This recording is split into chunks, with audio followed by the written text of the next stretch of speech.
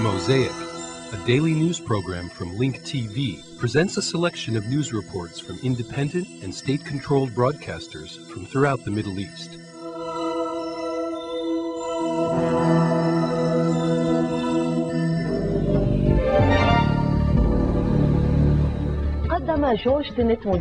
American CIA Director George Tenet has resigned today.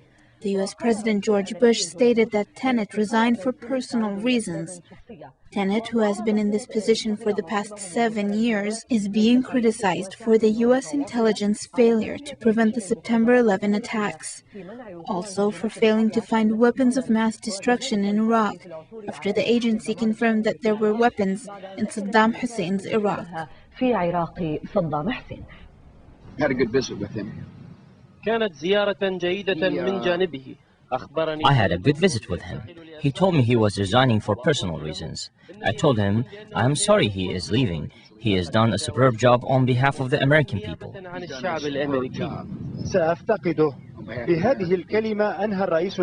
I will miss him. With this statement, President Bush ended the quick press conference in the White House garden, announcing the resignation of CIA Director George Tenet. Did Tenet really resign because of personal reasons, as Bush stated? A question that will cause many political observers in Washington to shake their heads in denial. And there are many reasons for that. Tenet is a convenient scapegoat for the person on top of the security hierarchy of the American administration. Of course, this is no other than the Secretary of Defense, Donald Rumsfeld, who is being criticized for Afghanistan, Iraq, and most recently the Abu Ghraib prison scandal. The difference, however, between Tenet and Rumsfeld is that the latter excels in the art of survival. It is a gift that he himself does not deny.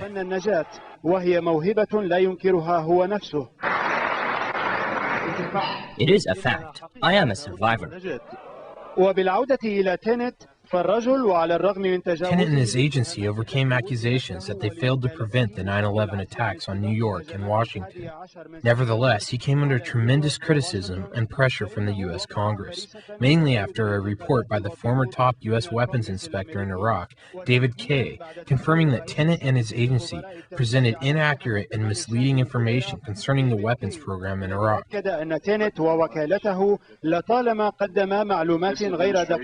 What is left to say is that George Tenet leaves his position after occupying it for 7 years. He was the only person remaining from the administration of former U.S. President Bill Clinton. His term was extended to work with the Bush administration in 2001. It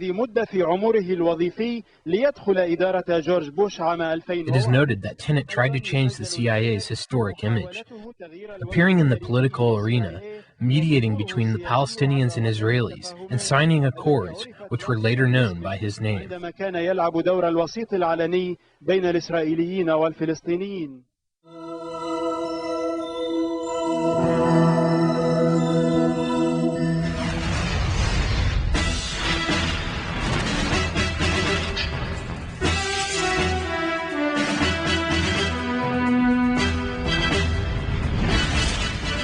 The ground situation in occupied Iraq remains chaotic after the new transitional government made restoring security its top priority.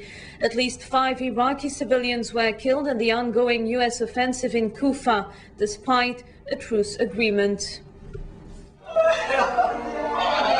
5 Iraqi civilians were killed and 15 others wounded, including children, early Thursday as street fighting erupted between U.S. occupation troops and pro-fighters of Shiite Muslim cleric Sayyid Muqtada al-Sadr in the central Iraqi city of Kufa. At the Al-Hakim hospital, emergency room Dr. Mahdi Khair reported another 6 wounded from the fighting. The bloodshed was a new blow to a hard-won truce in the area between Sadr's Mahdi army fighters and U.S. occupation troops. A grouping of mainstream Shiite Muslim politicians and other dignitaries blamed the U.S. occupation troops for the collapse of the latest truce in the area, announced Tuesday by Provisional Governor Adnan al-Dhurfi. On the political front, Iraq's Shiite Muslim authorities were hoping that the new government would pave the way for the elections they were denied a few months ago. In the holy city of Najaf, the religious authorities were very cautious on political issues and refrained from commenting on the new cabinet. But Muhammad Hussein al-Hakim, who represents his father, Ayatollah Muhammad Saeed al-Hakim, took heart from the formation of the government, which was announced on Tuesday. He said the most important thing is sovereignty and how to restore it, adding, "We hope that on June 30 it will be full sovereignty." Hakim added, "The Marja'iyya considers the UN to be responsible for sovereignty transfer. It was the Marja'iyya who made the UN come to Iraq." For his part, Iraqi Council member Muwaffaq al-Ruba'i said after government lineup was announced, what Ayatollah Sistani is interested in is the political process, the democratization of the country and elections. The new Iraqi interim government met for the first session of televised talks on Wednesday. The special UN envoy, Lakhdar Brahimi, who helped put together Iraq's new government, urged Iraqis to accept the new interim leadership and to work towards national elections, the next major step in the country's advance towards democracy. Brahimi suggested that the United States had wielded considerable influence in the selection process through the US-run Coalition Provisional Authority and its chief administration, Paul Bremer. For his part, French President Jacques Chirac said that the US-backed draft UN resolution on the future of Iraq, designed to smooth the way to the transfer of power in occupied Iraq, still needs improvements. He said the improvements should focus on affirming and confirming the full sovereignty of the Iraqi government, notably in military matters. Germany, another opponent of war, voiced similar concerns, and Russia said it still has reservations on the draft. In more ground developments, 3 Georgian troops based in occupied Iraq were slightly injured when their base was hit by mortars. Also, a huge blaze raged on a US occupation military compound in the northern Iraqi city of Kirkuk Wednesday after fighters hit the base's weapons storage area. Police Chief Turhan Yusuf said a civilian was found burned to death with his hands tied to his back inside his car in the vicinity of the base. Separately, 2 Iraqi policemen were killed when unidentified assailants drove up next to them and showered them with gunfire. What's over there still? No, that's just remnants of stuff that didn't explode. Let's see too.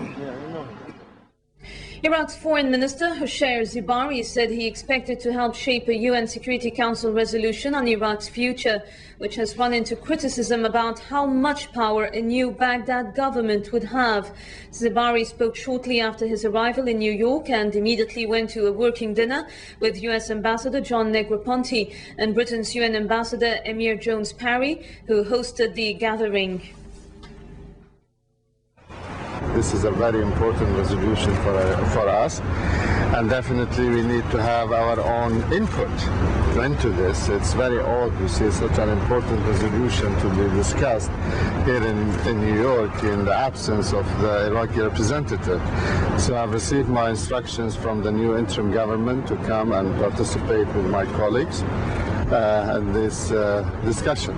The political and ground situation in occupied Iraq were the focus of talks during a meeting between Hezbollah Secretary General Sayyid Hassan Nasrallah and a delegation of the Muslim clergymen group in Iraq headed by Sheikh Harith Dari. Sheikh Dari said the sovereignty of the new Iraqi government is incomplete and its freedom is limited. However, he hoped that the government would succeed in its missions. He said the delegation's meeting with Sayyid Nasrallah aims at listening to his advice and ideas to cope with this critical stage in Iraq. He said the Iraqi people highly esteem Sayyid Nasrallah. من نثق بشجاعتهم وصراحتهم. He is among the men whom we trust in their courage, frankness, and faithfulness to this nation and care to unite its ranks and push harm away from it. And we frankly consider His Eminence Sayyid Hassan Nasrallah among those men to whom you can resort and whose view in what is taking place can be taken into consideration. Israeli occupation troops demolished more houses in Rafah and the Gaza Strip before pulling out before dawn on Thursday. Thousands of Palestinian residents have abandoned their homes in Rafah over the past 3 weeks because of Israeli military destruction. Palestinian security officials said At least 18 houses were demolished in the one-day operation.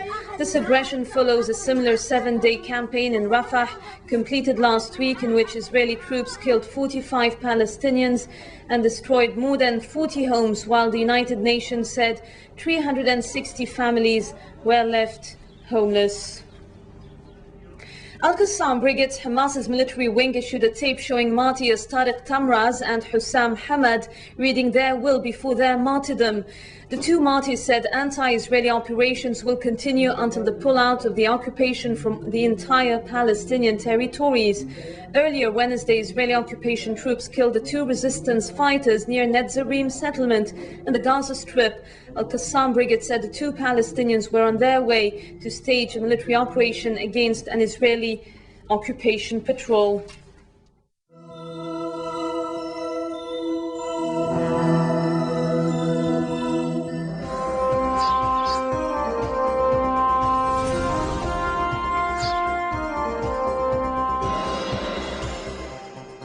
Mortar and rocket attacks on U.S.-led coalition forces are almost a daily occurrence across Iraq. Iraqi police and Italian embassy staff said mortar rounds which landed near the diplomatic mission in Baghdad killed an Iraqi and wounded several others, but there were no casualties among embassy staff. A guard at the Italian embassy said 6 people, including 3 children, were wounded when the mortars fell on a nearby restaurant and a house in the northern Baghdad neighborhood. An employee at the embassy said the building itself was not hit. Resistance men have attacked the area around the Italian embassy several times in recent months, mostly causing only minor damage. In northern Iraq, operations at a major U.S. military base near Kirkuk returned to normal after firefighters put out a blaze that sparked a series of huge blasts at an arms dump. The U.S. military reported no casualties. A suspected Katyusha rocket hit the ammunition dump, sending the stash of weaponry up in flames and causing a chain reaction of explosions. Thick clouds of smoke spewed across the city. Shells and rockets screamed into the night sky after the attack on the edge of the northern oil hub city, and residents reported thick black smoke hanging over the parts of the town. OPEC has agreed to raise oil output by 2 million barrels a day, 8%, in a bid to ease crude prices from $40 a barrel. Kuwaiti Oil Minister Sheikh Ahmed Al-Fahd Al-Sabah said it would be effective from July the 1st and not immediately. Qatari Oil Minister Abdullah Ali Atiyah said the deal by the 11-member organization of the petroleum exporting countries also promised to add a further 500,000 barrels a day in August. But the cartel will meet again on July the 21st to review policy. The deal raises formal group output limits to 25.5 million barrels daily, but will be a disappointment for those expecting OPEC to deliver more. It appears to be a compromise between Saudi Arabia and countries like Iran and Venezuela, who feared a price collapse. Saudi Oil Minister Ali Naimi said Riyadh would pump 9.1 million barrels per day regardless of its official new quota, and the UAE said that it would too add real new crude this month. Oil prices rose as traders interpreted the outcome as delivering less crude than was expected. Oil prices have been around the $40 mark for the past 3 weeks, fueled by strong world economic growth and worries about supply security in the Middle East. Europeans hoped the OPEC gathering would take the price of petrol down as motorists all over the continent complained about petrol prices. Financial markets have been watching carefully oil prices fluctuations. German Chancellor Gerhard Schroeder said high oil prices were creating worries about economic growth, and world leaders would look for a response when they meet at the G8 summit next week. Oil prices have surged to around $40 a barrel this year amid worries about maintaining supply in the face of growing security risks in the Middle East and surging demand in boom regions such as China. The surge, fueled last weekend by deadly attacks in the Saudi oil city of Khobar, has sparked fears that a revival in the world economy risks being snuffed out by high fuel prices. In the meantime, motorists all over Europe complained about the petrol prices. Members of the German public have begun taking measures to use less petrol, such as using public transport. French Finance Minister Nicolas Sarkozy said the sky-high oil prices were very worrying for the economy. In the UK, petrol prices have been among the highest for a long time. A litre of petrol was selling well above the pound, pressing even the most loyal customers to think twice before filling up their petrol tank.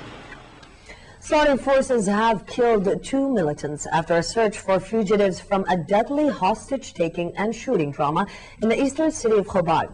After a nighttime search, Saudi forces killed 2 suspected militants in a remote mountainous region.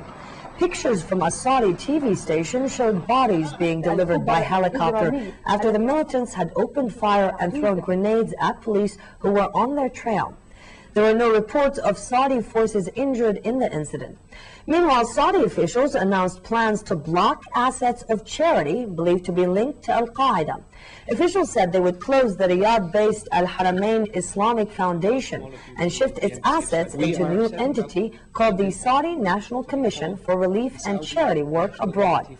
The move came in coordination with the United States, which added that the Al-Haramain and its affiliates to its list of people or groups believed to have committed, threatened, or supported terrorism. U.S. and Saudi officials said they would ask for the affiliates to be added to a similar UN list, triggering a global search. And still in other news, Italy is braced for violence ahead of a visit by U.S. President George W. Bush, and security measures are being put in place to safeguard against any incidents during his stay. Some 10,000 additional police have been bussed in to help block roads and man checkpoints as the city gets set to grind to a halt over the next few days.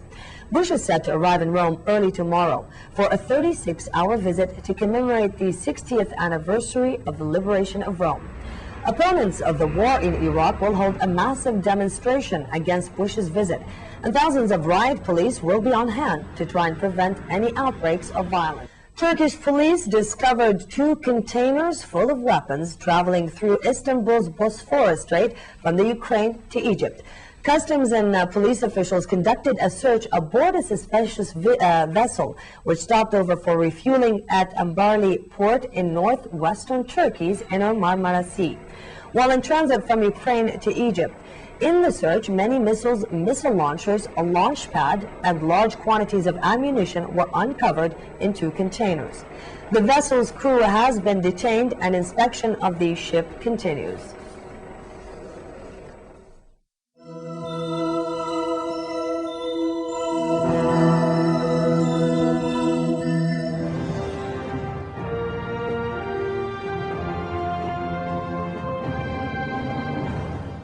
In Baghdad, there is an oil shortage which compelled the Iraqi oil ministry to increase the operating hours of public oil refineries to ease this crisis.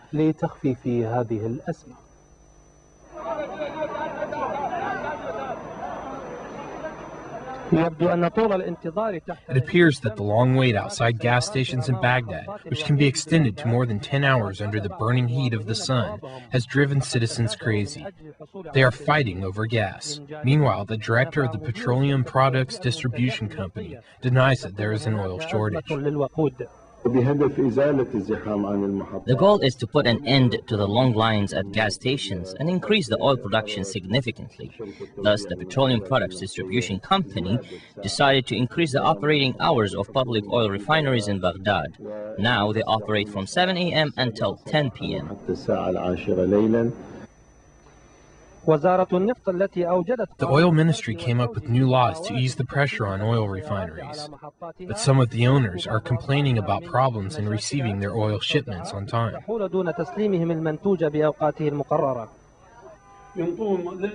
They give public stations a lot of tankers and extended their operations for them, but the private stations receive their shipments late.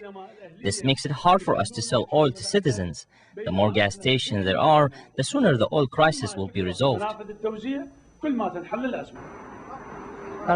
Iraqi families who rely on power generators were negatively affected. More than 100 families here depend on power generators. We have no gas. We used to buy it from the black market, but now we can't even get it there. We go to gas stations, but they do not have gas to sell us. What can we do? Most of the time, we need to use the power generator. Our lives depend on it. The electricity we receive from the city is not enough. The power supply is not dependable. We have power for a few hours, then it goes away for hours. For 3 days, we had to turn off this power generator, which provides power for more than 300 families. It appears that even the taxi drivers in Baghdad were forced to increase their rates because they have difficulty getting gas. Some gas stations in Baghdad are closed down for technical problems, which casts more doubt that there will be a solution to the oil shortage soon. Ahmad Al-Hamdani, Al-Araqiya, Baghdad.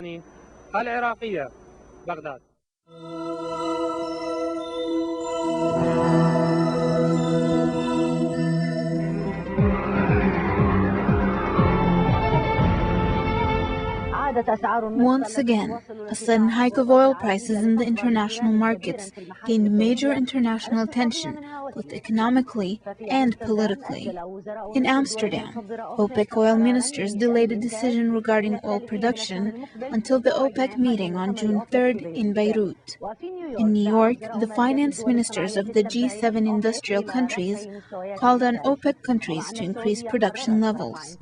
Although Saudi Arabia decided it would increase its production, this decision, which faced opposition among OPEC members, was not enough to reduce prices. However, the NYMEX has gained 1.77 cents amidst fears of interruption of supplies.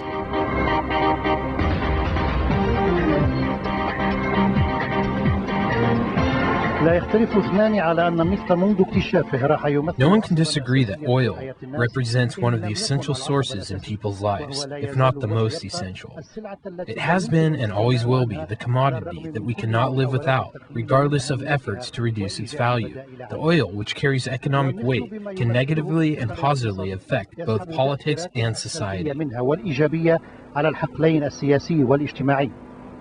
This is what leads to either an increase or decrease in price when the production rises or falls, leading to instability and fear both politically and economically. The price increase of crude oil reached more than $41 per barrel in the recent weeks, its highest value in 21 years.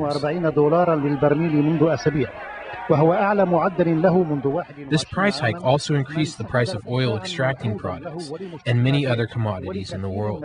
Thus, this has led to loud calls by both the exporters and importers to put an end to this crisis in the market, which has political interests. In Amsterdam, the oil ministers of the producing countries, OPEC, met to discuss the instability of the oil market and to diffuse any potential blame for the problems that would result due to the rise in prices. The discussions concluded by indicating that the OPEC countries want to return stability in prices and stocks to revive the world economy. However, it did not make any decision in spite of Saudi Arabia's suggested plan to increase oil production by 2 million barrels a day. The ministers reviewed the suggestions by some of the members to increase productions with OPEC commitment to ensure stability to the markets and support the developing world economy. We will make decisions on the suggestions put on the table at the June 3rd meeting in Beirut. In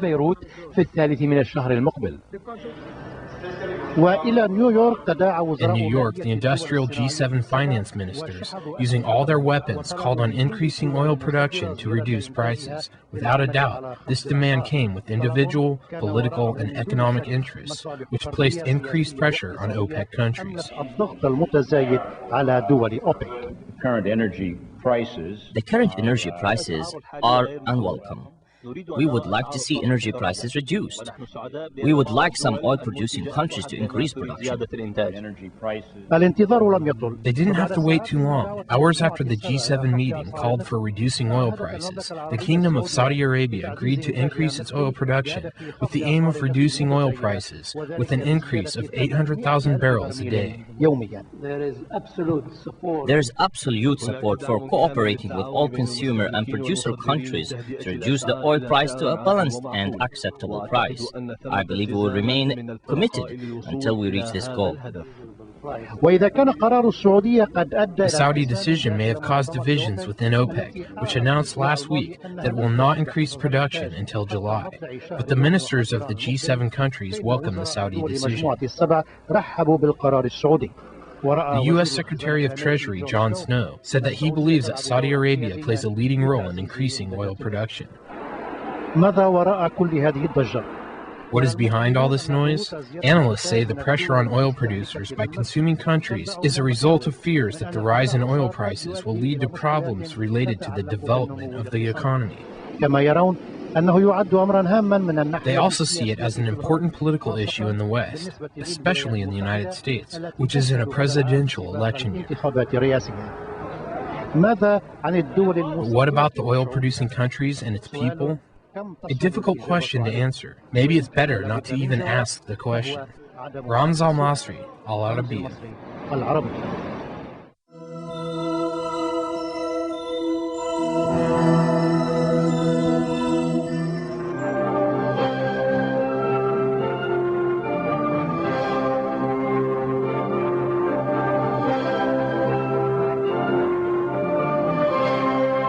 Imam Khomeini's shrine in southern Tehran was the scene of a massive presence of people Thursday on the 15th anniversary of the late Imam Khomeini's passing away.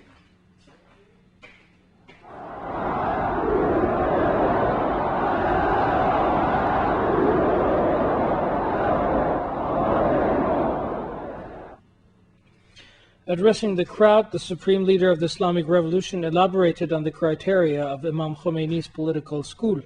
Ayatollah Khamenei said, despite efforts by the centers of arrogance, Imam Khomeini and his political school remain alive among the Iranian nation, the Islamic Ummah, and the global community, and will, as before, lead to great and lasting results in Iran and throughout the world.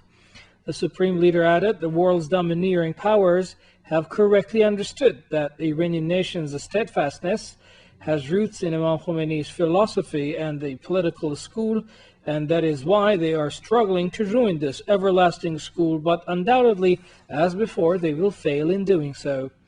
Expounding on the criteria of Imam's political school of thought, Ayatollah Khamenei referred to the union of politics and spirituality and said the horrifying scenes of torture at Abu Ghraib prison and other Iraqi prisons, which have panicked humanity in recent days, are the inevitable results of the separation of power from ethics and human values.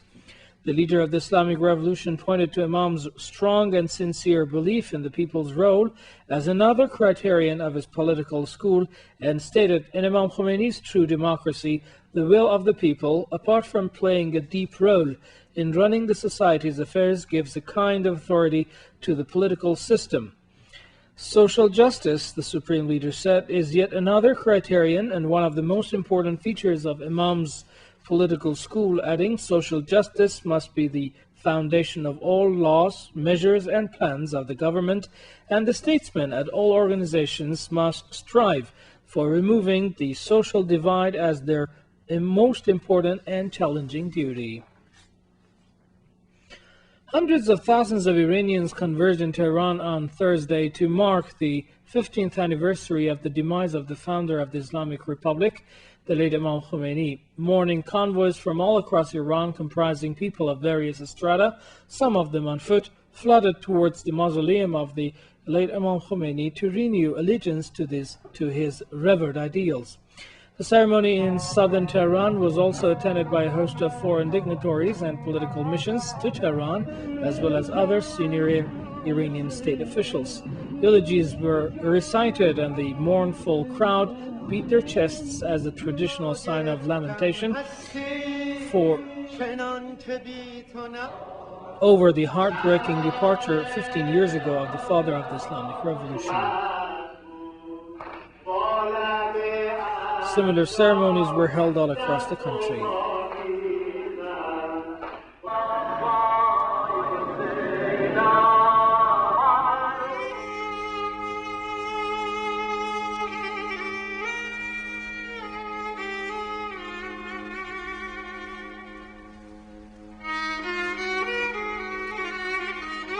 Mosaic is made possible by a grant from the John S. and James L. Knight Foundation, which promotes journalism excellence worldwide and invests in the vitality of 26 U.S. communities, and the William and Flora Hewlett Foundation.